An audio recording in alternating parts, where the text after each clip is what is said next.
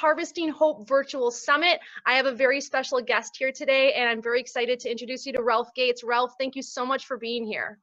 Oh, great. Yeah, it's great to be here. Thank you for having me. Awesome. Well, let's just kick it off. Why don't you tell the listeners on a little bit about who you are and what you do and maybe where you're located, and we'll just kind of take it from there. Okay. My name is Rolf Gates, and I'm an author and teacher of yoga. I've written some yoga books and a bunch actually, so kind of a book about the practice on the mat, a book about meditation, a book about yoga and the treatment of addiction, and then most recently with my wife, I've written a kids book, a kids partner yoga book where kids can learn how to. It's called Yoga Friends, and it's a way to kind of for kids to do yoga together. So that's what I do now.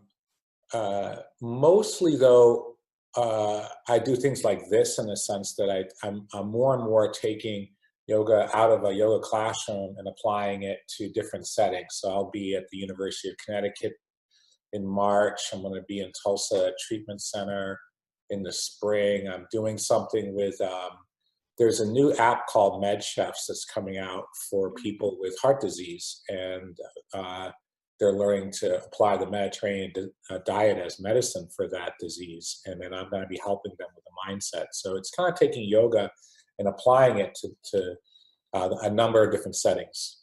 Awesome. That is what I'm up to a lot these days. Awesome. I like to always look at it like you're taking the yoga toolbox and bringing it to people that wouldn't otherwise look for yoga, which is such a phenomenal thing. Right. I'm curious. I always like asking this question. What is it that you wanted to be when you were younger, or what were you interested in? Is it a correlation to what you're doing now? Not particularly. I grew up in the 70s, and African American men who were being happy were like Muhammad Ali and football players. So I kind of felt like I had to be special and great at things. And so I was like, okay, I'm going to be special and great, and the thing that really attracted to me of different forms of special and great, I love sports. And I kind of assumed I'd be a football player. But my favorite idea was to be a pilot. I wanted to be a fighter pilot. I felt like those guys were being great in a spectacular way. But that was my thing, was to be great. And that's what I was kind of working for, and to be great and to be special. And that's how you get to be happy. I think that's one of the topics of this summit, right? Is like, how do you get to be happy? And so that was my plan. So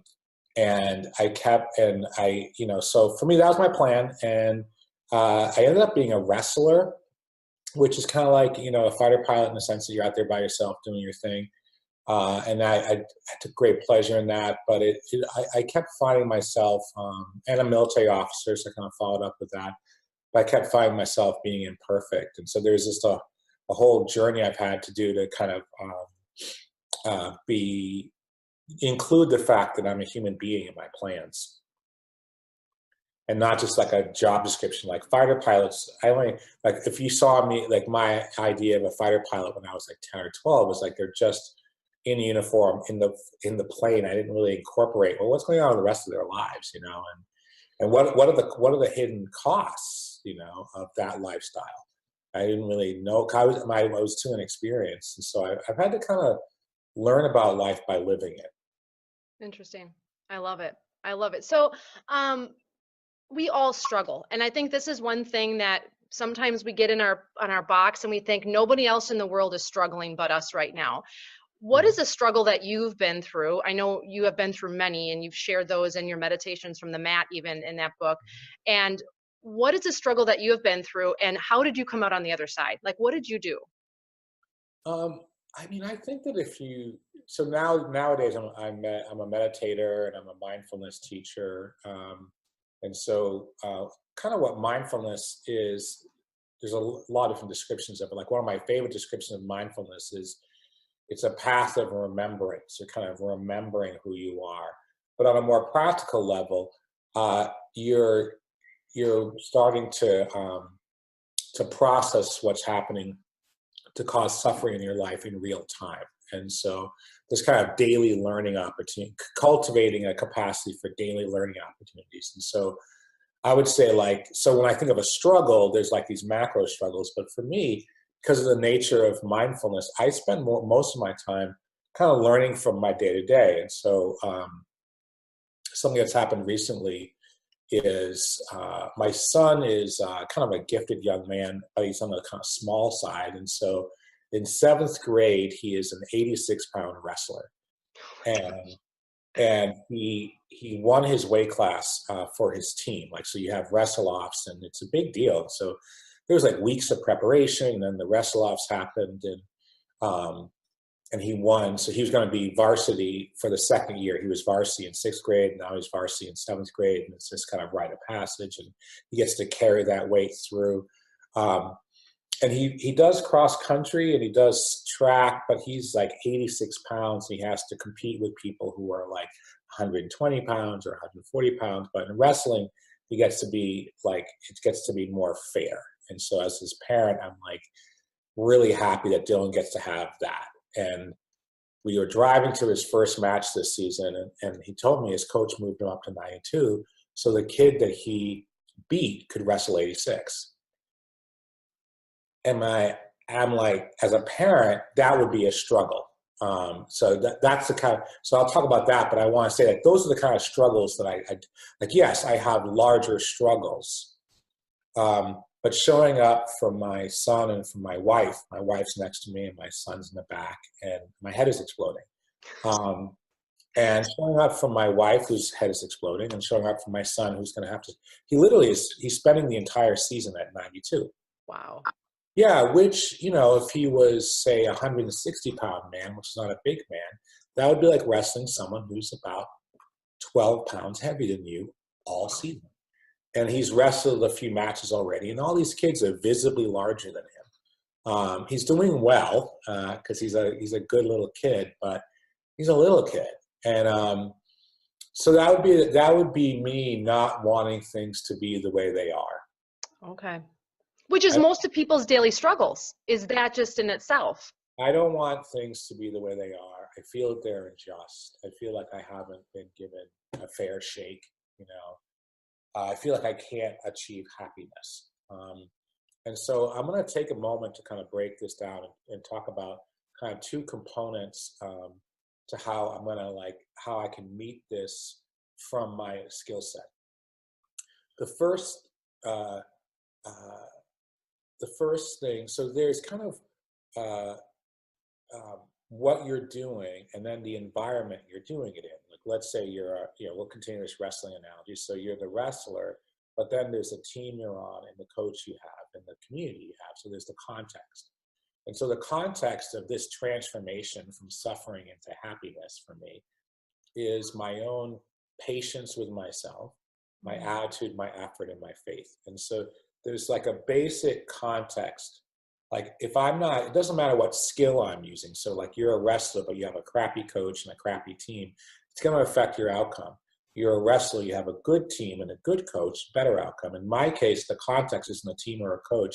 It's my attitude, it's my effort, it's my patience, because as a human, things take longer than I want them to. And there's a lot of uncertainty along the way. So I get kind of impatient.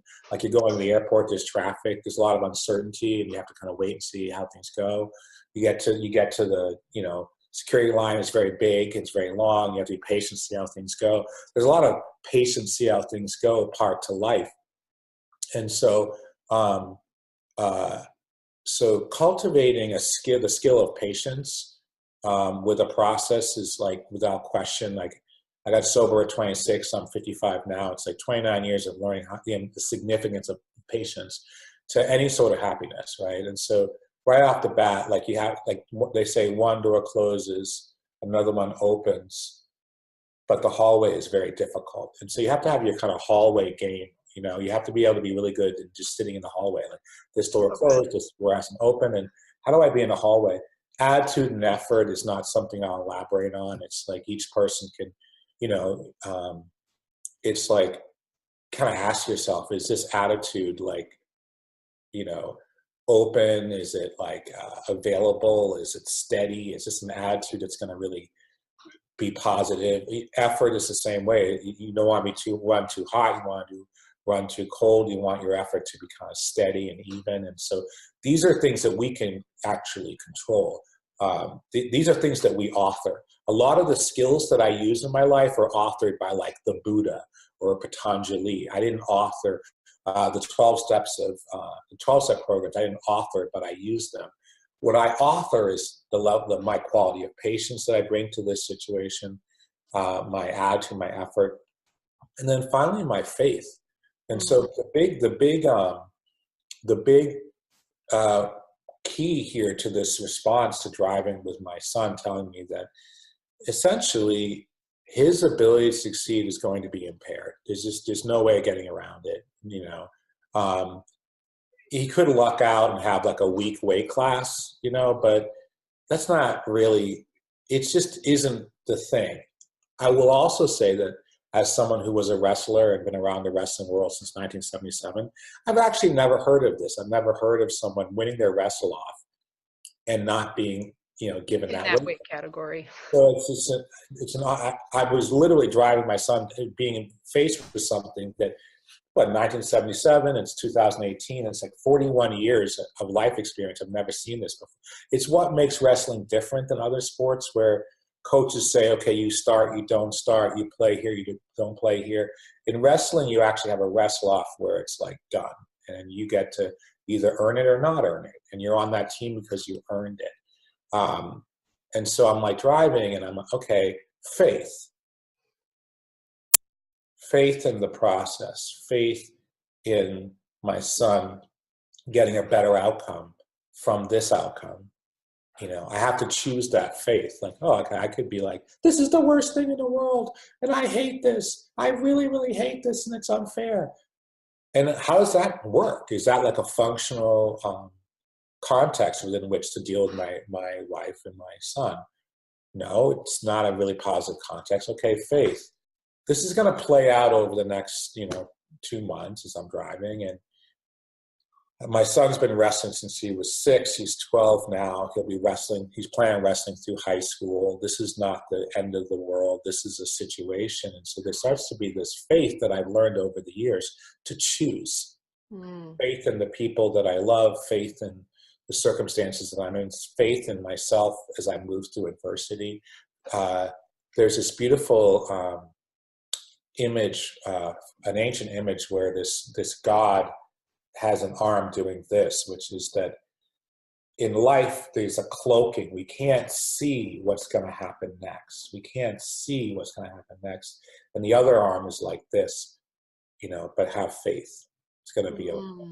We can't see what's going to, there's a barrier and we can't see tomorrow, but the other hand says, but have faith. And so I'm driving and I'm choosing, all right, I'm going to choose to have faith in this. I'm going to be the person who has faith in this situation and see the possibility that, imagine the possibility that at the end of the season, Dylan will have like by taking that 92, he's making it possible for not one, but 2 other young people to wrestle, right? And giving them an opportunity, and his courage and his strength will allow for those 2 young people to have an opportunity, those 2 families to have an opportunity, because I sit in the benches with their families, and an opportunity for him to kind of prove something to himself. There's a way in which wrestling really does think, there's like, oh, the size that you are really matters. That's why we have weight classes. And there's a way that where he has to kind of prove to himself it's not about the size of the dog, it's about in the fight, it's about the size of the fight in the dog. He has to kind of prove that. Now, I didn't want him to have to prove that, but at the end of this year, he will have had evidence that size doesn't matter. It's like, right? And so he's going to live that. And so the context within which we choose to kind of embrace our value system. Okay, so my value system would be to have compassion and to bring wisdom to the situation, but the context. And so that would be the first thing I would say about any struggle you have is you got to look at the context. like, what room are you putting this struggle in? Are you putting it in the room of faith? Are you putting it in the room of fear? You know, like, are you willing to be patient, or do you need this to happen right now, or it's bad? You know, are you willing to let things play out? What is the attitude you're bringing to this? And what is, because these are things we author. I didn't author this situation, but I do author my patience. I author my attitude. I author my effort, and I author my faith.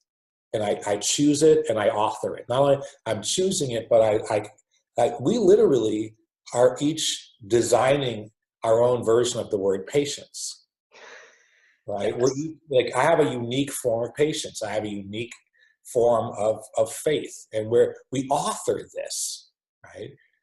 And we learn the form of it that works for us, that allows us to show up the way we want to show up. And so those are all choices. The context within which a friend of mine is a doctor, very kind of research-based guy, and he believes very strongly in epigenetics, which is basically the context within which DNA is existing has a lot to do with what manifests, what will actually play out at a physical level. Like, he's a believer in a very high level he's on the governor's board here in California, high level scientisty doctor person who believes in epigenetics. And that's basically what I'm saying, is the context within which my choices are playing out have a lot to do with what the outcome is going to be. I love that. I love that. So I'm curious then, if you could maybe say one or two things, and I know that you're really into mindfulness and meditation and yoga, but maybe even aside from that, what are some of the things you feel are very essential for your happiness on a daily basis? Okay, well, you know, I think that exercise, I combine the exercise I need in life, kind of the outdoor activities I need in life, with friendship. And so, and so when I'm going surfing or I'm going to the gym, I'm doing it with friends. And these are friendships, these are habits that I've formed over, I live in Santa Cruz, California, and I moved here about 11 years ago, and I noticed that everyone's outside. And, I'm from Boston, where it's cold, or a lot inside, and everyone in California is running around outside all the time. And they all are like super young looking and fit, and they do these remarkable things, like they're able to swim in the ocean without a wetsuit. It's 52-degree water, like for a mile every morning and stuff. I'm like, what's up with that? The other thing I noticed is that, they do it outside and they do it with friends. And so over time I developed that. The other kind of side benefit of this kind of outdoor activity with friends thing is that you'll notice that the dads are all out with their kids. Like, I came from a part of the world where the dads get on a train at 5:29 in the morning. They get home at 7 o'clock. I actually, when I was in elementary school, a lot of the families had dinner for the kids at 6, and then the mom and the dad would have dinner later when he came back from the bank or whatever. So there's this real, like, the dad wasn't really involved in the parenting. And I came to California, and there's this, like, you learn all these kind of fun skills like surfing or mountain biking, and you do them with friends. And then when your kids have time off, you're used to, like, hey, let's do something together. And so the dads I came to Santa Cruz, and I had this idea that, like, well, in the East Coast, we're very serious, we're very thoughtful, and the West Coast, people kind of like spacey and laid back. And I was taken aback by the quality of the parenting I was seeing from the men, and how engaged they are. And so, but the first thing I would say is that it's a critical aspect of my week that I step outside of my responsibilities as a parent and as a professional and as a partner to hang out with friends. And I find that, I can't speak for female friendships, but in male friendships, it really works to be like, hey, let's meet at 7 to go surfing, or let's meet at 7 to go to the gym. And then we have this whole kind of ritual where, in my case, we generally get a cappuccino before we go out, and then we do the workout or the surf, and then we come back and we kind of talk about what happened, and we usually get a shake. And there's about a 3 to 4 hour arc that is just time with friends, and it's extraordinarily important for me to and what's happening is I'm getting that interaction with that friendship in it, which is outside of those kind of roles and responsibilities. I'm just being myself with these people, and I'm being mirrored in a different way, and I'm communicating in a different way. But then there's also this exercise. I'm 55 years old, and if I'm not consistent, and then if you're working out with friends, you work out harder Oh yeah. and more consistently. And so they do for me what I cannot do for myself, period. I rely upon them to push me, to get me out there, to get me to have, to have better standards. And they're relying on me. So there's this synergistic thing where we're all kind of supporting each other and getting to where we want to go. And so I'd say that's an enormous part of my happiness.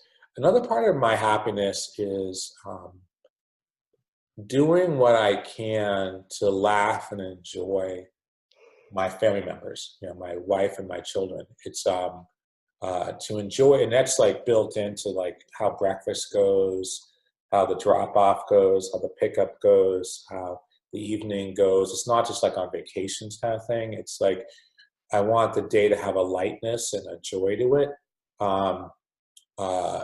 That I'm responsible for. I'm not like, okay, make me happy. It's more like I find that in most spiritual traditions, you'll find that like the Dalai Lama said it simply. In Buddhism, there's a thing called mudita, which is finding joy in others' happiness. And he says that if your joy is tied to the joy of others, as opposed to if your joy is tied to the success of others as opposed to your success, your odds go way up. That makes sense. It's like if you're like finding joy and like, so the Oscars are happening, you're finding joy with the success of all these people, and you hear about this person doing well, that person, you're happy for other people. And there's a way that where that's lived most of the time is I'm happy, for my daughter or my son or my wife. And there's a way that I'm trying to put this. Human beings say yes to life in these very little moments. Just laughing at breakfast. We kind of forget our worries and we say yes to life. And those moments, I think, that's what 12-step programs taught me. Actually, is you go into some basement, at noon, and everyone has their like, their issues and their problems and stuff, and then 10 minutes later we're laughing. And there's a transformation that just took place. We're being truthful. We're meeting life honestly, but within the context of that kind of honesty, that's a healthy joy, because you're not being joyful at someone else's expense. You're not, in some sort of delusional state of like, I'm happy because I'm the champion of the world. It's like there's just a human capacity for laughter and for connection and for joy. And I learned that in 12-step programs. Because there's just we're not like happy because we want a tournament. We're happy because we're together. And there's just something natural about human beings being together and being happy. And so, I would, outside of my spiritual practices, which by the way, I feel as though my spiritual practices are like the training wheels. And then I take the training wheels off and I spend time with friends or my family, and I ride the bike, and so there's a direct correlation between the amount of joy that I can have in these relationships and the work that I'm doing to prepare myself. Great analogy. Yeah. It's a great analogy. Okay. So a lot of people or a lot of coaches, a lot of programs talk about, create a daily routine, create a daily self-care ritual. And you've kind of shared some of the things that you do, like it's essential for you to have human contact outside of your professional, the 3 Ps I was thinking when you were listing off, public or other people, your parenting, and then your partner. So is there anything else that you do for personal self-care that is like, okay, if I don't do this every day, within that realm, and maybe it's something you're mentoring to your children that you want them to be able to take on? I have to say that,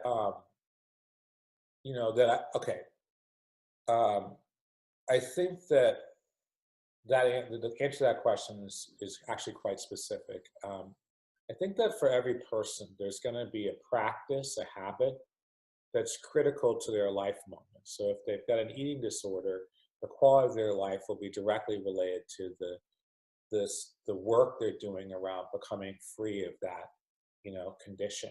If they have, if they're rehabbing their knee, that's going to be, if they have a financial setback, if they have, like, there's going to be some area of their life that's presenting that they have to kind of really meet skillfully. And to be able to prioritize, like, what's the most important thing that I need to be working on? I don't think I can answer that question without saying that for me, the skill of identifying, okay, this is the most, like, if I have to, like, do one thing consistently this week that will affect everything else, this is it. Like, at 26 years old, it was like not drinking one day at a time is the thing. It's like, if I don't do, if I'm like drunk and high, the rest of this won't work. If I'm sober, the rest of this could work. I have no guarantees, but it seems like a safe bet that I'll be better off sober. And so there's that identifying. So that was like an early lesson. Like, okay, there's probably like that one thing. For me these days, that one thing is a mindfulness meditation practice where, because of what it's doing, like, people kind of talk about mindfulness as this intellectual process. It's like, being present and being aware. A lot of what's happening for me in my meditation practice is I'm retraining my central nervous system to rest in kind of like an easeful, joyful connection to life. Like, literally resetting. If you like, I was in New York for a while. If you look at people's kind of just unconscious set point as they wait for the train, as they sit in the train, people are stressed out. Yes. And so they're already at a 6 on the suffering scale without even knowing it. And so anything comes down the pike and they're at a 7 or an 8, the drop of a hat, and that's their quality of life. I reached a point in my life where, for a long time, getting that 6 down to a 3 was like vigorous physical activity. It's like a lot of exercise, a lot of like, and then like big wows, like being successful, because you're in your 20s and 30s, proving things, and like finding a partner, and like, what I mean, and like going on your first date. And so there was a lot of like high, energy experiences that are age appropriate. As someone who's like, at 39, I had my first child, and I headed into like, okay, so I'm going to be a parent for 25 years. It's like I started heading into these long arcs. Sure. And, like, okay, this is going to take a time. This is not like, making it through a semester, it's like, which is age appropriate. When you're in college, a semester seems like a big deal, and all of a sudden, I have one child. I'm planning to have a second child. I had basically a toddler in the house for about 8 years. It's a lot of like keeping track of people, and so now I'm in this, I was in a life moment where these were longer, slower arcs of commitment to career, to partner, to children. These are like, I'm a homeowner, the mortgage is 30 years. It's like, these are long arcs and long commitments. And so I didn't have that pizzazz that you get, like, and at like 45 or 50, there's a phrase that someone used recently, there's a maturation of your value system. And over time, it's a good term, right? And as my values matured, there was this desire to not be dependent on a big wow to feel okay in life. And a lot of people do. I wanted to be able to kind of rest in life as it was.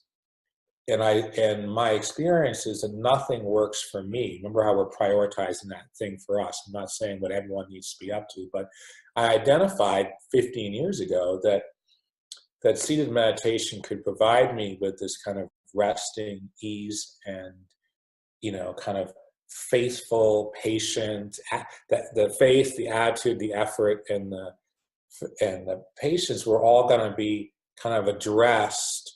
I mean, that's what you're doing on your cushion. You're sitting there and you're like, oh, okay. I do a long sit now. I sit for an hour every morning. It's just like, I got to be really patient. I have to have a lot of faith. I have to work on my attitude. I have to work on my effort. And I have to kind of like adjust to what is in a very kind of profound and skillful way. And I personally can't get enough of that, like in terms of there's just not too much kind of ease and skill with which you can move through life, like when is that? When are you done? When are you done learning how to be happy in life, or how much work do you want to put into that? And so, yeah, it started off maybe a half hour of meditation, now it's an hour. And I still do the other things. I have a body, so I got to eat well, I got to exercise, I got to sleep. I have a family, I have a job. And so I do the other things. But the thing that is my thing, and I really think it changes from life moment to life moment. But these Sure. days, it's meditation. It's meditation, not so much because it creates this sharp mind, which it does, but it creates this easeful body. A body that can kind of, feel a wanting come up. I want this, which is usually like, I don't want to be sitting here anymore. I want this, or I don't want that. And just have things coming up and like feeling them and kind of being patient with them and faithful with them and befriending them. Like letting life's kind of broken messiness show up and befriending it. Letting life's pain show up and befriending it. Letting life's wonder show up and befriending it, and befriending myself as I go through life. That's all happening on a meditation cushion, because life is happening there the same way it happens everywhere else. And so you just learn to be with yourself in a way that's functional, like that's in alignment with your value system, because you have nowhere to go. And so you're sitting there and you're like, your value system is or it isn't. Yes. And so that's my thing. And, I feel blessed. Like, 20 years ago, my thing was going to a 12-step meeting, and I was blessed. I went every day, and I felt tremendous about having that opportunity. And, 15 years ago, when I found my cushion, I was doing yoga every day. I've been doing yoga every day for like 10. I wake up in the morning and have my hour on my mat, and that was my place. And so this is my place. And if you interview me in 20 years, I may have some other place. That's fantastic. So I believe in sometimes small little bite-sized steps. A lot of people can look at life and be like, oh my gosh, this is so overwhelming. How do I do this? How do I take this on? You've shared so many little nuggets. For someone that feels like they're in the midst of that struggle in the wave of their life right now, do you have a process that you look at things to break things down? Because you kind of shared with the patience and being able to meditate, do those things. What would you say to someone where it's like, Ralph, that's great, but like, what do I do? That kind of feeling. Well, there's a TED talk by a gentleman. I can tell you his circumstances. I've forgotten his name, but he's a professor at Brown, or adjunct professor at Brown, who's doing a lot of work with, mindfulness and basic forms of craving, like smoking, what have you. And the TED talk was like, I think, was fourth most successful TED talk of his year. And so I watched it because I'm looking for ways to talk about mindfulness to this population that has, heart disease. And what he said, and you can see in his TED talk, just kind of, if you Google TED talk, Brown professor mindfulness, he'll come up. Okay. He gave us this imagery. He said, so in general, there's a trigger, there's a reaction, and there's a consequence. And so that's the consequence that people feel, is that something triggers them and they're like, but it's happening so frequently they're out, so they're not aware of it. And so the first thing that mindfulness is doing for us is it allows us to see, like, okay, that happened. This person walked into the room. I didn't feel welcome just because of my past history with people who look that way. It's like, oh, authorities here. So I kind of closed down, and then the consequences, I didn't really feel included, and that's not blaming anyone. It's just bringing awareness to, like, maybe the part that you play in this pattern in your life of showing up in places and not feeling included, and just bringing awareness to things you can like be in that awareness for a long time before you can act upon it. Right. But mindfulness would be like, let's just watch, let's just, without judgment, with an open heart and an open mind, let's watch and see if see, how did we get here? What's the near cause of feeling isolated? Oh, I felt, this way. I expected to be treated this way by authority, and it didn't work out for me. So that's like trigger, reaction, consequence. And what he says is that through spiritual practice or mindfulness, there's a trigger and you learn to respond, and then there's this reward. Now, the reward, he says in the talk, which I experienced personally, is, so let's go back to the wrestling story. So there's the trigger. The response is to put this into context of patience, attitude, effort, faith. And the reward is the ability to let go. This is what he said. Now, I'll talk about other forms of reward, but I experienced that reward as a result of mindfulness. And this is why I'm giving this person some credit and saying, look, this is accurate, that letting go is a reward. I thought it was brilliant to name it as a reward, because I'm driving. What exactly am I going to do about my son wrestling at 92 on that particular day? I am not going to do. Yeah, maybe I can say, good luck, son. But like in terms of a reward in that moment, by the way, he wrestled for 13 seconds that day. He pinned the kid in 13 seconds. Wow. Yeah, he's a good kid. But the reward is to be in this suffering where I feel like a victim of circumstances and, 6 years of work. He's 12 years old. Half of his life was put into this, and this coach does this. And, the reward is to let it go. Right? That's the reward in that moment. There's like ease of heart, ease of mind, just just literally ease of heart, allowing myself to have ease of heart despite life's kind of broken, messy quality, having ease of heart. And so I really liked him depicting letting go as a reward. I've never heard that. That's fantastic. Right, as a reward for like responding wisely. I have like 2 teenagers, and so letting go is a reward that you would want a lot when you have teenagers. It's a really great place to get to when you're dealing with your teenagers. But I think there's a lot of other little rewards, that people on, like early on, one of my rewards. So I was like this alcoholic who didn't show up places very well. And it meant a huge deal to me that I started being able to show up to work on time, healthy, rested, well-dressed. That was a reward.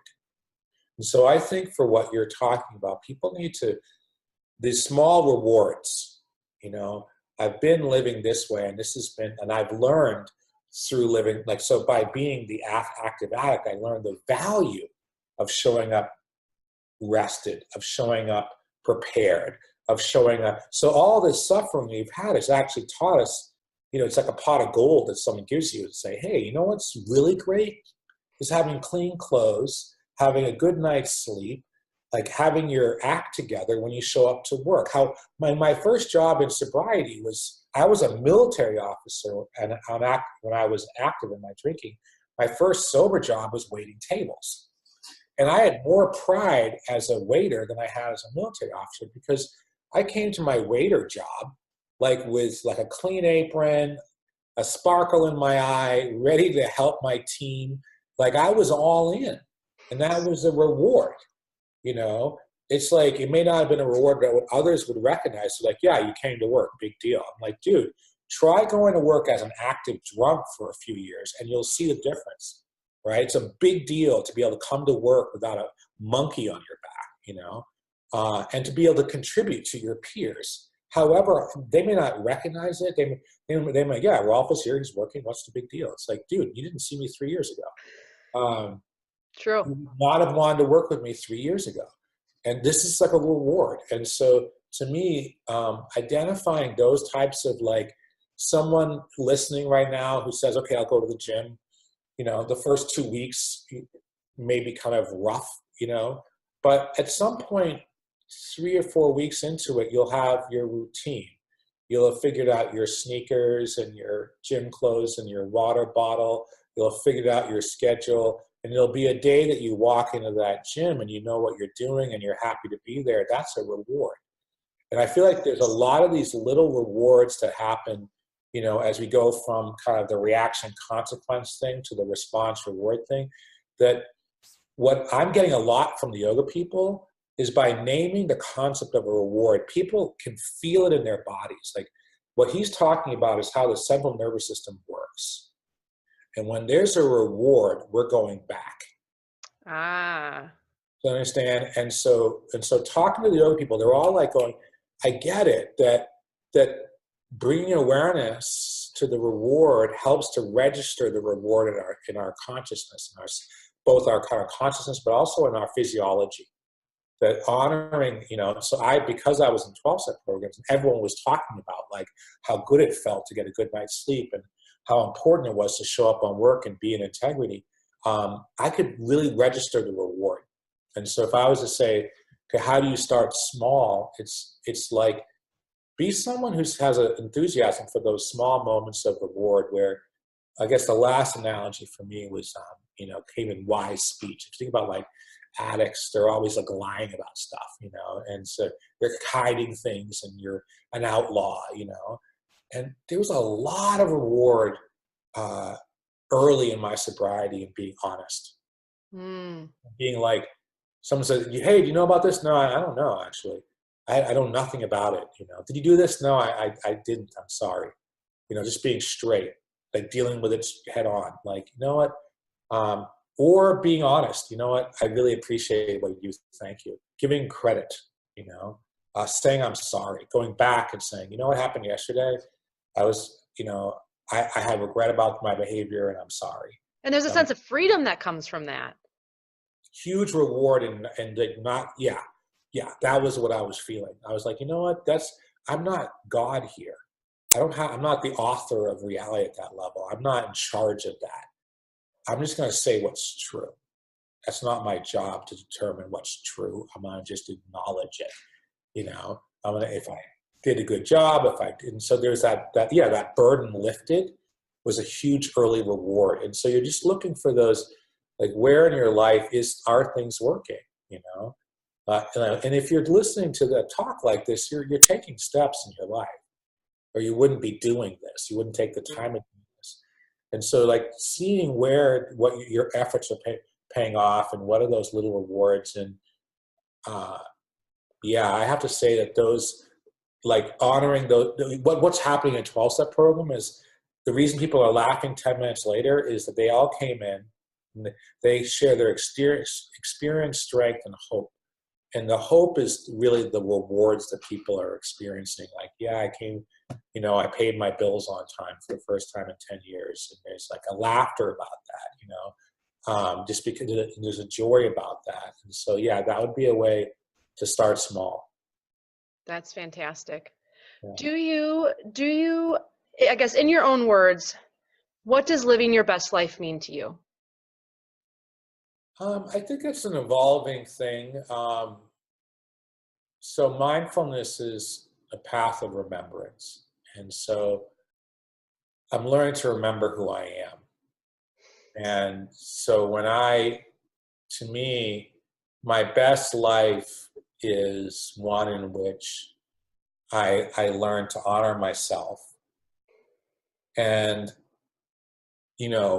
another way to think of your best life is loving well. My best life now would be to love my daughter well, to love my son well, to love my wife well, and I love my friends well, my neighbors well. And I think that the degree to which I'm in that remembrance of who I am there's going to be a direct correlation between my, knowing, like, being really in the truth of who I am and loving well. And so this is where I'm not a very kind of materialistic guy. It's not my, I like, I live in a nice home. I live in a nice part of the world. I like, creature comforts. But when I think about the quality of my life, it's really like, how does my heart feel about that answer? And my heart wants me to respect myself, and knows that if I'm not respecting myself, I can't respect anybody else. And so I got to do that work of remembering who I am. It's kind of like in the big picture and in the kind of day to day. I love it. I love it. And you tie that right back in with your daily practice of mindfulness and just everything, doing it with thoughtfulness is kind of the whole theme of what you're talking about. It all comes back to that. Do you have like a saying that you say to yourself on a daily basis, or a favorite quote or anything right now that you find that you go back to lately, or something Uh, that has resonated with you? yeah, I'm trying to think. There's a lot. I mean, most of it is just because like I mean, mindfulness is very ordinary in terms of how it plays out, but there's a lot of esoteric references in that world. So I'm trying to think of something that's, um, here it is. Okay. So on a more pedestrian level, I'm a wrestling fan. As you know, wrestling is playing. When my son started wrestling, I got into it. I wrestled as a young person. I left it, 20 years later. My son's wrestling. I started watching on YouTube, and now I'm a massive Penn State wrestling fan. Penn State is having they've won 7 of the last 8 national champions, and they're doing something quite spiritual with the sport. And one of the great kids from that program is a kid named Zane Rutherford, and he's basically, if there's a thing called the Hodge Trophy, which is like the Heisman Trophy in Okay. football, and he won the Hodge Trophy 2 years in a row, which is kind of they're a good program. That's And really awesome. so Zane is being interviewed, I think at the end of his college career. It could have been that at the end of his senior year or junior year, I can't remember exactly which, but he has this kind of heads up. You can imagine he's like look straight at the camera, engaged kind of dude. And he's like, so in that world, Saturday night is when the national title is determined. Okay. So the phrase Saturday night imply Saturday night on the big stage. And so you show up to the nationals and there's 33 kids in 10 different weeks. So 33 kids times 10, 330 Wow. kids. 20 kids make it onto the big stage on Saturday night, Wow. right? And so that's what that phrase means. That's what Saturday night means, okay? And so he says, well, you can't be someone all week and somebody else on Saturday night. Wow. That's profound. I love that. I I'm love like, that. that's clarifying. And so many levels for so many people. Oh my gosh. Wow. Zane's like 21 years old. I'm 55. I'm like, thank you, Zane. It's like you can't be, you're not going to be someone else on Saturday night. The person who you were all week is. But what that does for me is it gives me permission to realize that every day is Saturday night. Monday is the day. It's not Saturday night. It's Monday. This is the day. This determines. Like, we don't know when Saturday night's going to, in real life, you don't know when it's going to, Saturday night could be tomorrow, it could be 3 months from now, we have no idea. But the person we're going to be at that moment on the big stage is the person we're being on Monday and Tuesday. And just the aliveness of that. You can see the enthusiasm that Zane brought into his Monday and his Tuesday and his Wednesday. And so when he walks out on Saturday night, he knows who he is. There's no like, oh, I'm not nervous because it's who I am all the time. What's the worry? It's done. It's a done deal. Like, either the person I was all week will win this thing or not, but I'm not going to be a new person on Saturday night. Wow. Yeah. That's fantastic. That is Yeah. that gives me chills thinking about that. But how relevant for so many people then to do that self-check-in and go, am I this person this day and then not all week? Like, that might also be why you're not getting the results that you want, or not Yeah. getting the relationship gratification that you want. You got to be that person all week. And it honors the Monday. It really, he gave me the Monday. It's like, I'm not waiting around for Saturday night. Saturday night is not when I light up. It's not when I turn on. It's not when I bring my best stuff. I bring my best stuff on Monday, Wow. and then I bring it on Tuesday, but Monday is the meta. It's like, because Monday, no one likes a Monday. Who cares about Monday? It's kind of the reject day. Yeah, it's like Monday, like, and it's just like, no, Monday, I get to do, I get to bring my best stuff on Monday.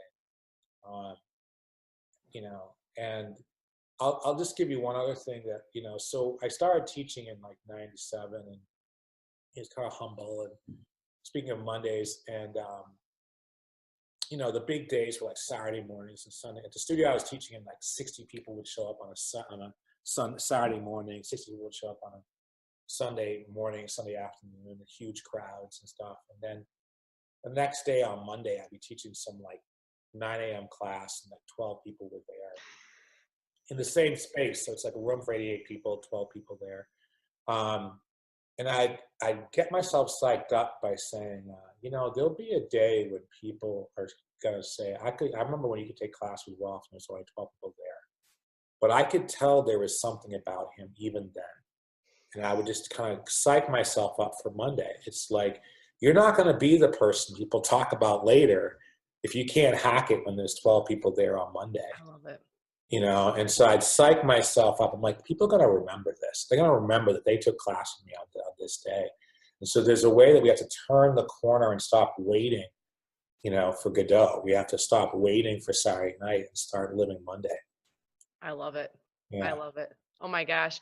Okay. So Rolf, what else, any last words for the people on this summit, on this interview that you would like to leave them with?